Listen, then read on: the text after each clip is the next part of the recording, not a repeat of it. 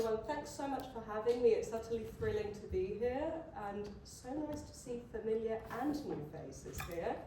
Can you hear me okay at the back? Okay. So today we are going to marry my two interests, and that is philosophy of literature and methodology and aesthetics. I'm not talking about bad art today, but it does apply to bad literature in particular. Anyway. So the thesis that I'm trying to put forward today is this.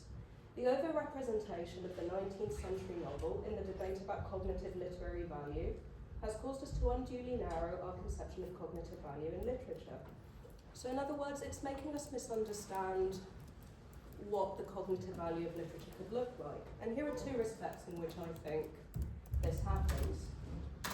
So first, there's an overemphasis in moral education when we talk about the cognitive value of literature. And this is in part because there is a historically contingent fact about 19th century novels, and that is that it was trying to defend its intellectual respectability by showing that it could give you your daily 30 grams of moral fibre. So the fact that we focus on this era when we talk about the value of literature, the cognitive value of literature, it's no surprise that this is what we come out with as the idea of moral value as the main currency of cognitive value in literature. Second, I think it causes us to overstate the analogy of learning from literature and learning from non-fictional prose. I think there are interesting analogies between so-called non-fictional texts and learning from works of literature, but it's perhaps not the analogy which we tend to draw. I think the best analogy, as we will see, and this is something I've been playing with recently, is more with so-called non-fictional texts, although in fact they aren't non-fictional. It's with philosophical texts which invite us to see how ignorant we are. So it's more the kind of learning that we get from something like the Eufephro than it is, say, what we learn from a history textbook, and we'll get more into that further down the line. So here's the plan for today. I'm first going to define what I mean by cognitivism when it comes to literature and what is at stake in the debate as it currently stands. And then I'm then going to indicate how the characteristics of the 19th century novel has shaped available accounts of cognitive literary value. I think it's quite clear that it's very deeply entrenched. We're then going to look at how existing accounts handle works of literature from other periods. Not very well as things stand.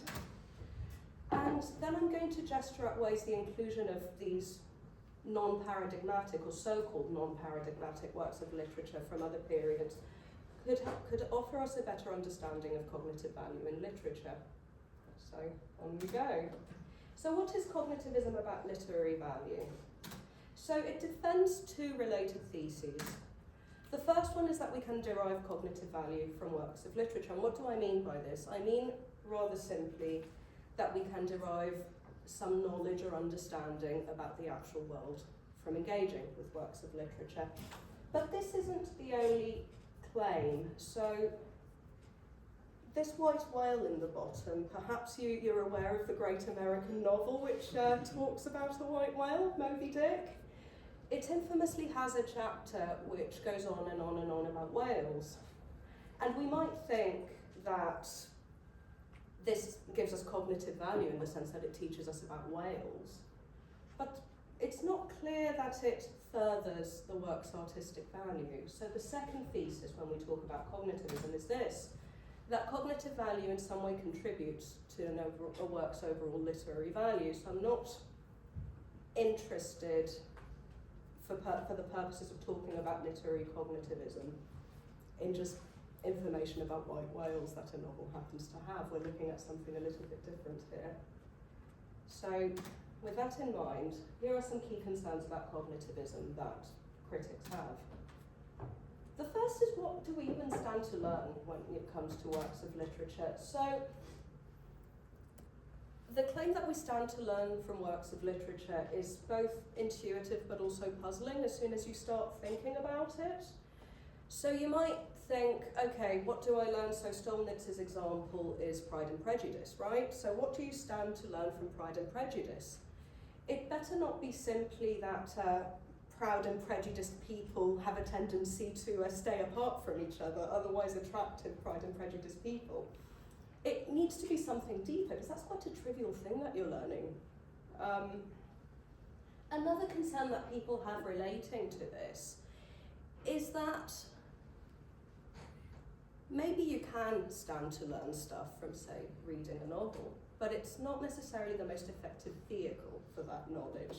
So a concern that Greg Curry has, which recycles something that Plato says in the Republic, but a concern that Curry has is that, so it's two things. One is the problem that literary authors aren't really experts in the things that they depict, they're just expert in depicting those things, that's the Platonic concern. The second concern is that if I wanted to learn about the history of Elizabethan England, I'm far better off picking up a textbook than I am reading a Hilary Mantel novel. So, what is it exactly that we learn from works of literature? We might worry, moreover, because a lot of people get around this initial problem by saying, well, what we learn is how to develop a better moral character, whatever that means. But we might worry that making such a claim is that it oversimplifies both, the complexities of morality and, what moral duties truly require of us, and also the notion of a moral education. So this is another thing that we need to be really cautious about. Another problem we might have is that highlighting the potential didactic value of art cheapens the notion of artistic value.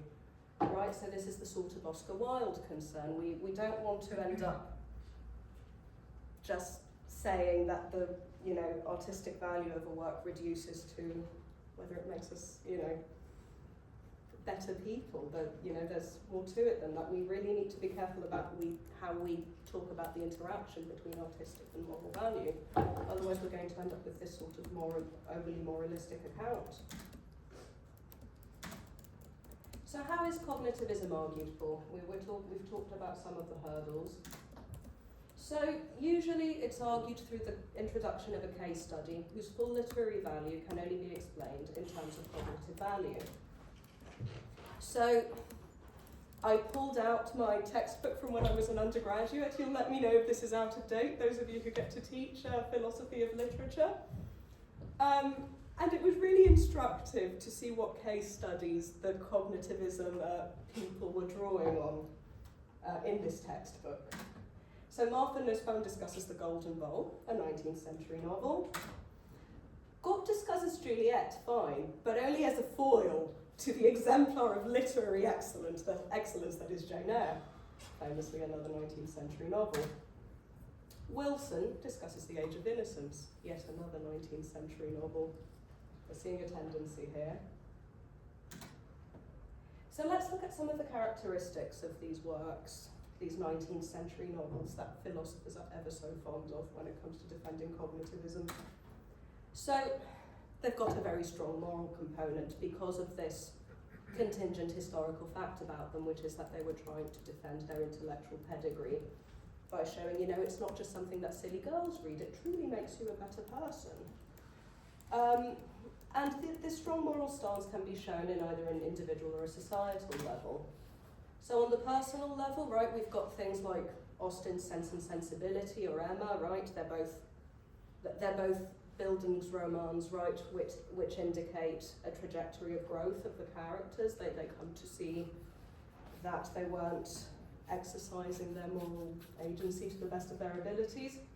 Madame Bovary, right, that's the fallen woman kind of trope, but again, it's about coming to perhaps regret one's decisions and shedding a moral light to them. Anna Karenina, same. Age of Innocence is also about almost adultery and, the moral concerns surrounding it. Anyway, you get the picture. The Reef and the Golden Bowl have a similar sort of tension. The Wings of the Dove, slightly different, but again, it's very much about the characters realising that they have somehow failed morally, and we alongside them come to realise that. On a societal level, we've got things like, so this is Elizabeth Gaskell, by the way. She famously wrote about the working people of Manchester, and you know, Mary Barton, her first novel, North and South, possibly her most famous novel. It's very much about the plight of, you know, the working people of Manchester in the 19th century. David Copperfield, again, you know, Dickens's novel, it's all about poverty and the hurdles of childhood in poverty in the 19th century. Bleak House, Uncle Tom's Cabin about slavery, Daniel Deronda about anti-Semitism. So we can see a parallel here perhaps between moral and political philosophy and the sort of scope, the thematic scope of these 19th century novels, but it is very much about edification and moral value of some sort, because obviously there is an overlap between social and political philosophy and value and moral value. Another characteristic which we're going to discuss, because it also shapes the way cognitivists sometimes think about cognitive value when it comes to the, you know, literature, is that these works often very strongly appeal to our emotions, right? And this is ostensibly at the service of the novel's moral agenda. So, you know, you might cry when you read David Copperfield, and this serves the novel's agenda because it makes you realise how horribly these children had it. And, you know, it's meant, you know, the emotional reaction really is there to help you see morally what's going on, is generally how these novels are written. And unsurprisingly, this is how cognitive value has been conceived. So here is Jennifer Robinson's discussion of the moral and emotional education of one such novel, The Reef. So, how many of you have read The Reef, just out of curiosity? Okay, it's a novel by Edith Wharton, and it has the almost obligatory American in Europe that these novels often have. This American in Europe encounters another American in Europe, Anna, who he was in love with as a younger man, and they decide to rekindle their relationship and get engaged. But he feels like she's being a bit distant. She goes back to her chateau in France, because they've all either got a palazzo or a chateau somewhere in continental Europe. That's another trope, right, of certain kinds of 19th century novels. And he's on his way to visit her, and he bumps into this young woman, Sophie, on the train when he gets a telegram from Anna saying, actually visit in 15 days' time. Insecure, he begs Sophie to stay in Paris with him so he can show her around. They have an affair, they part ways. He goes to see Anna eventually, and to his surprise, Sophie is the governess in Anna's house, and she is engaged to Anna's son. Well, long story short, Sophie ends up being ruined and, you know, breaks her engagement with Anna's son. Anna realises that she must forgive our American in Europe. So here's what Jennifer Robinson has to say about this. The interest of the story of The Reef lies not in its rather melodramatic plot, but in the intricacies of the inner lives of the protagonists, especially Anna herself and Darrow, that's the American protagonist. The unfolding events are seen through their eyes, the narrative point of view shifting between the two of them throughout the novel. The story is about how Darrow gradually comes to understand the significance of his casual liaison with Sophie, and how Anna struggles to understand its significance to herself. Both Anna and Darrow are engaged in learning about themselves and the significance of their conduct.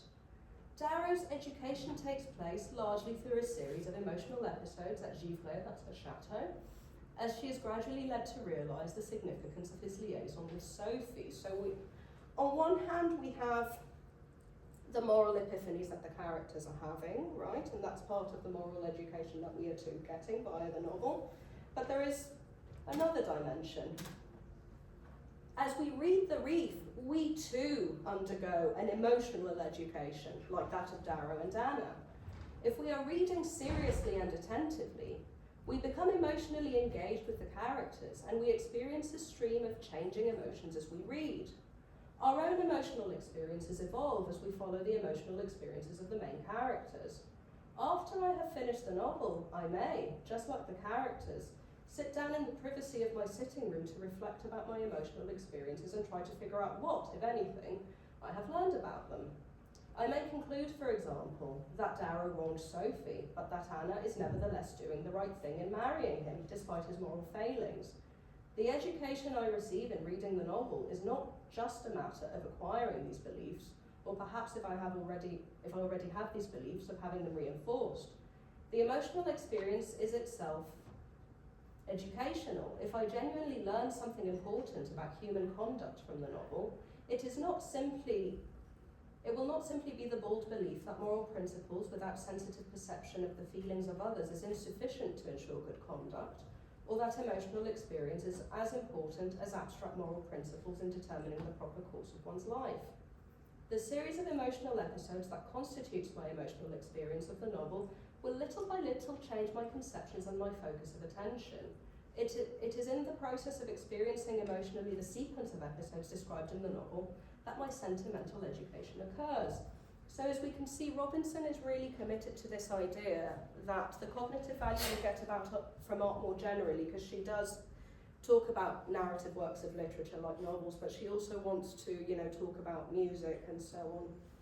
It's the idea that through this scripted course of emotional reactions that you ought to have as a reader, it'll cause you to morally reflect on the right sort of thing, and here we have it, the cognitive value of art.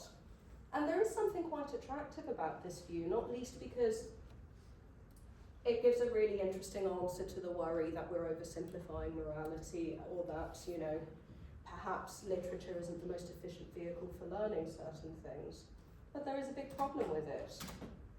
So, one problem is that it might reduce cognitive value and perhaps even literary value to emotional responses, and this in turn is problematic because it could offer an overly narrow conception of cognitive value by excluding other forms of cognitive literary achievement.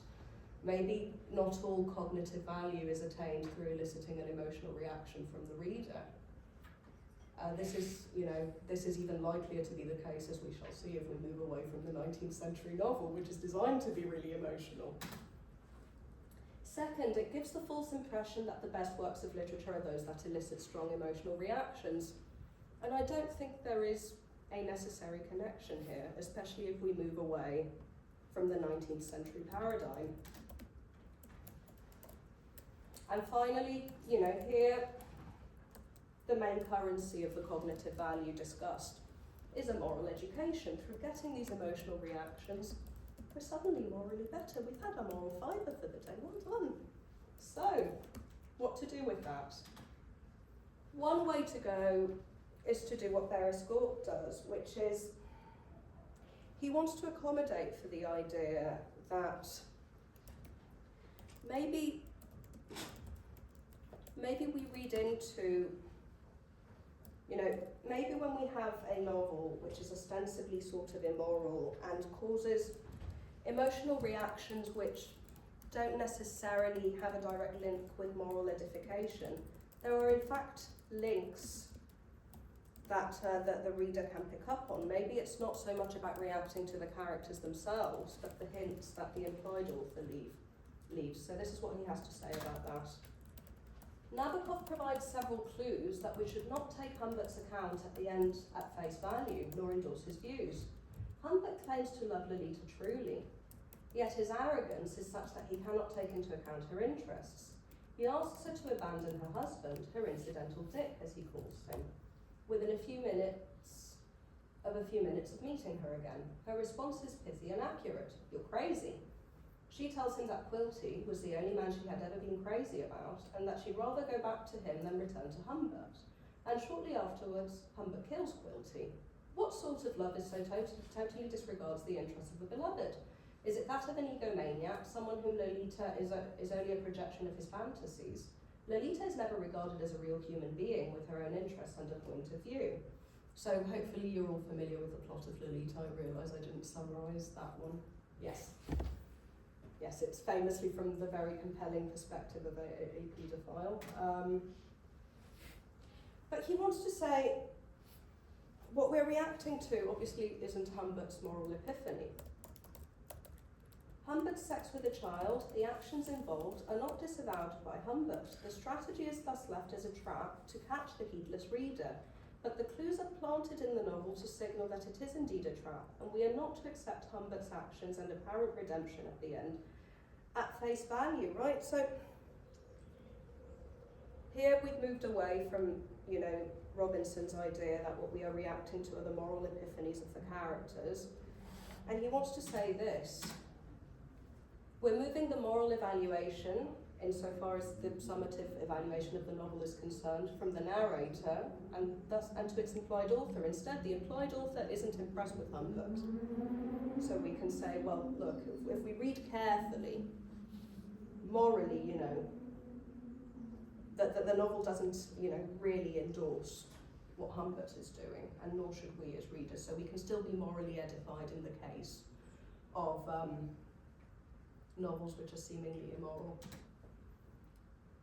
So we might be tempted from this reading to deduce that 20th century novels are in the business of providing us with a moral education, but in a more oblique sort of way. Okay, so we're not crying all over the place, and we're not, and you know, and we're not having moral epiphanies alongside the characters. But you know, if we read really carefully and subtly, maybe we're still getting a moral education from these 20th century novels.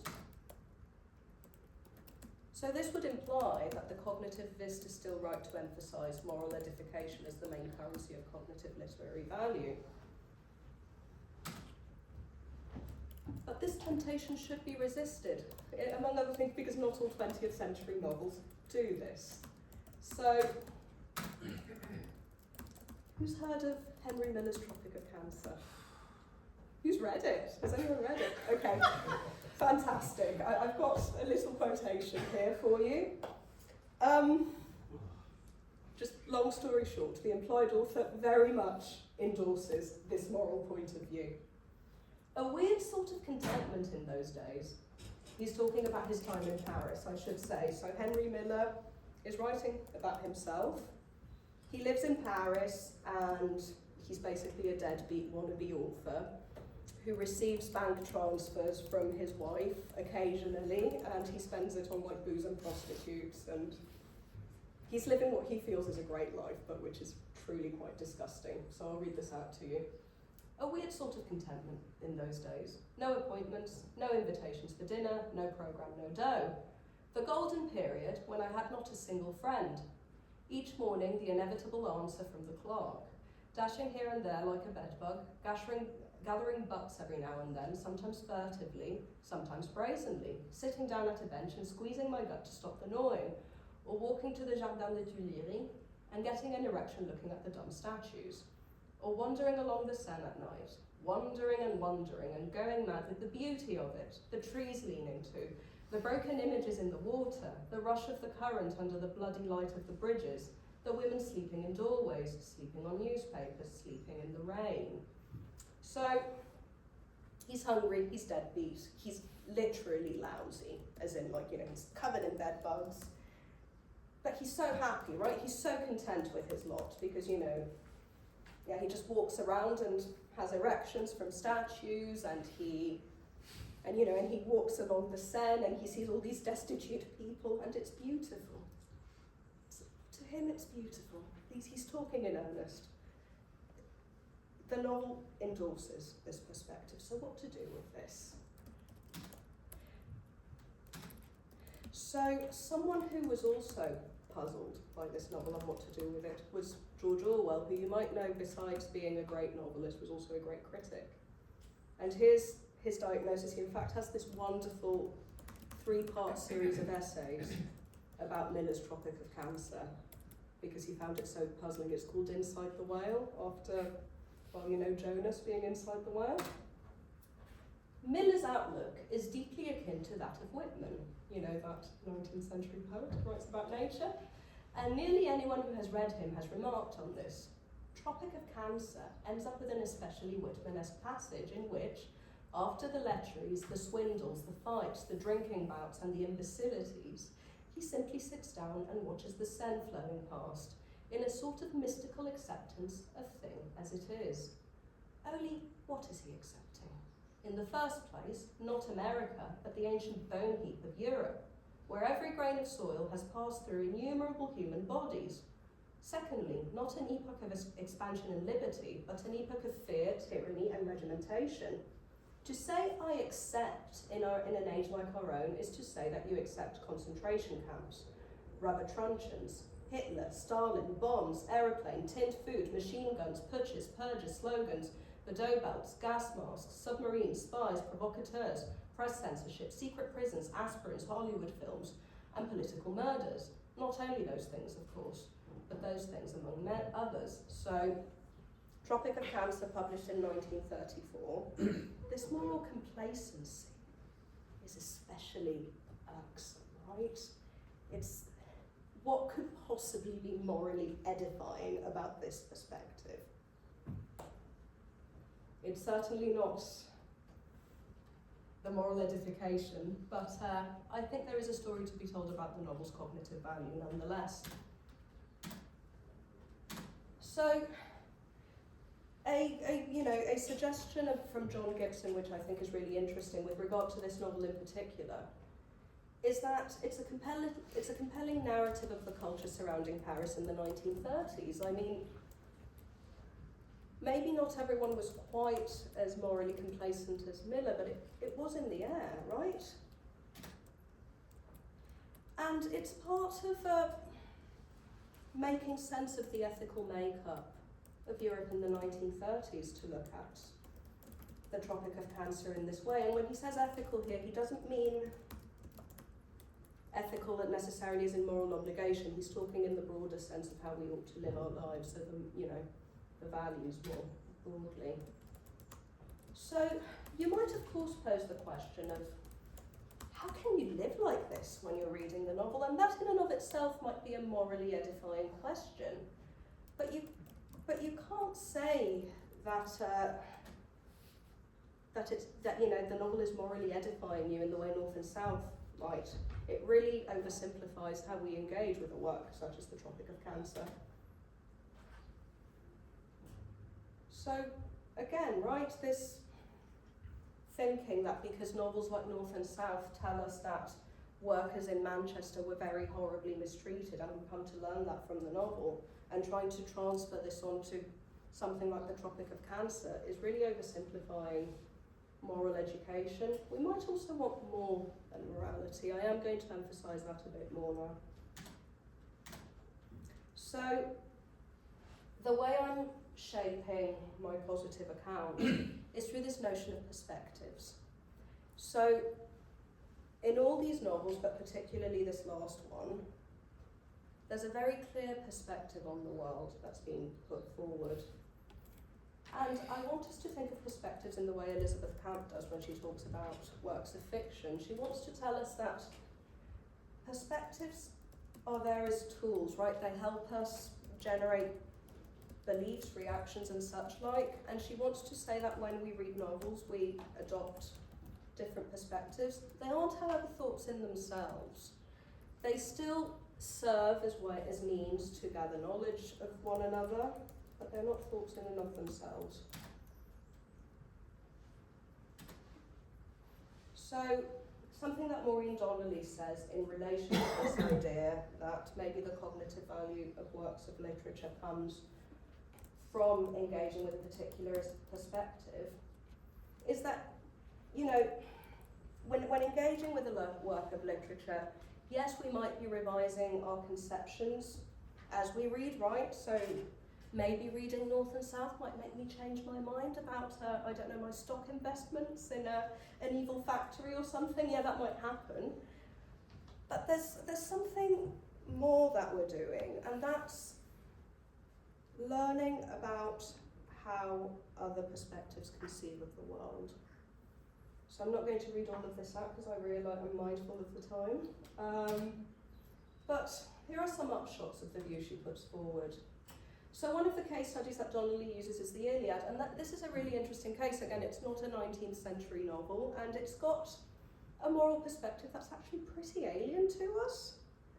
Right, so it's a pre-Christian text, and a lot of, the ethical assumptions that we have in the West today are actually shaped by Christianity, as historian Tom Holland is fond of telling us. So perhaps the cognitive value of a work of literature comes from the shaping of a compelling perspective. And here's what she has to say about it. So this is a nice view of the cognitive value because it is tied with the artistic value of the work. It's part of what really helps us imaginatively engage with a work of literature, and that in and of itself is part of artistic appreciation, and all the better if we can tie it to knowledge because it makes it more natural as a sort of candidate for cognitive value. It can also, potentially lead us to make the cognitive gains necessary to make sense of other people, and this is something which, so I'm teaching political epistemology at the moment, and this is something which in other fields of philosophy is quite important at the moment. This idea of maybe a really important aspect of political knowledge, or our political lives as we understand it, is in fact making sense of other people. So something that we still need to be clear about is that maybe these cognitive gains that we're making in order to make sense of other people, it might still not quite be moral edification. So Hannibal Lecter here, he's really good at making sense of other people. Nobody would say that he's morally edified. So I think we still have cause to separate the idea of cognitive value and moral edification. So Camp says towards the end of her paper that alien fictions constitute an important potential source of knowledge precisely because they enable us to comprehend deeply different perspectives from the inside. This can help us interact more effectively with those who accept them.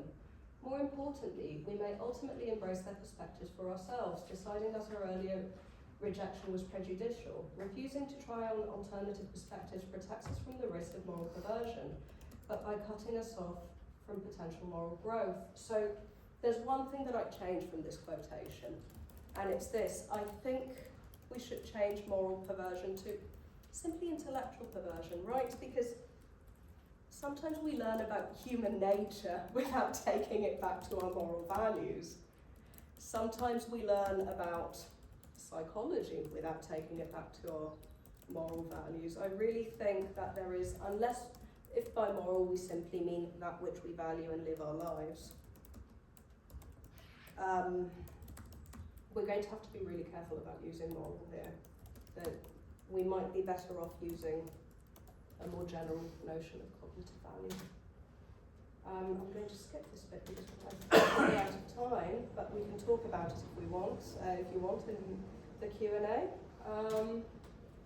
So to conclude, the study of non-paradigmatic texts for cognitive value is indicative of features of cognitive value that are almost exclusive to the study of 19th-century novels. So the account of cognitive literary value as paradigmatically providing a moral education looks increasingly untenable when we adopt this method.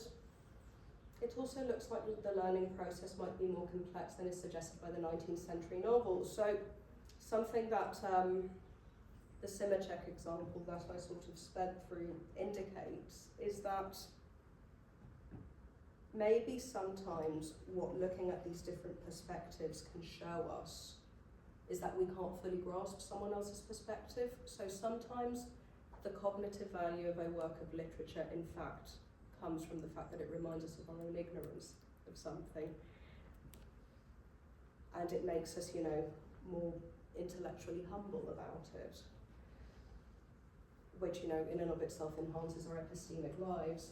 But this is why I wanted to say that perhaps the better analogue is what we might learn about piety from the Euthyphro than it is what we might learn from a history textbook.